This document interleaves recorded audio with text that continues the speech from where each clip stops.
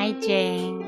Alam ko, ito na yung araw na nihintay mo sa pag-alis mo. Ayun, thank you sa ilang buwan na kahit paano bago ka umalis alam mo yung naging nagka-close tayo at nakagawa tayo ng mga memories na babaunin mo at may iwan din sa amin dito sa akin. Ayun, basta thank you and good luck.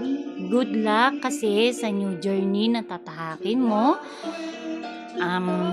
Yun nga, baunin mo lahat ng memories na happiness na nangyari sa'yo dito.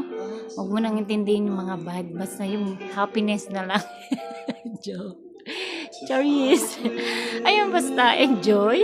And yun nga, good luck sa lahat ng gagawin mo. Dahil alam ko naman na maraming beses, milyon mo pinag-isipan yung decision na to sa pag-exit mo. Pero kung saan man yung patutunguhan mo ulit ng bagong journey mo, good luck and enjoy mo lang. Basta wag mo kaming kalimutan, ha.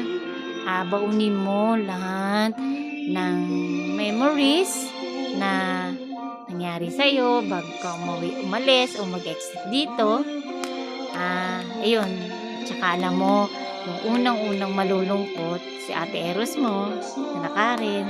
Alam mo naman, lalo na si Eros, sobrang nalulungkot yan. Pero huwag kang mag-alala. Andito ako, si Karen, si Julie. Hindi namin pababayaan yan si Ate Eros mo. Basta yun, enjoy mo lang kung anong naging decision mo. Alam ko na yung bagong magiging tatahakin mo ay mas makakabuti sa'yo, kaya yan ang naging decision mo.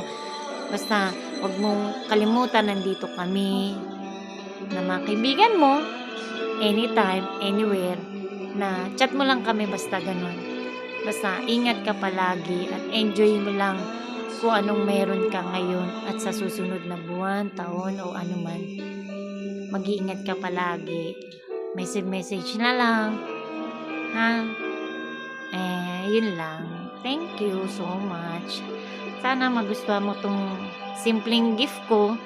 Isisend ko na lang sa'yo o ipopost ko na lang, ewan. Yun lang. Thank you and good luck.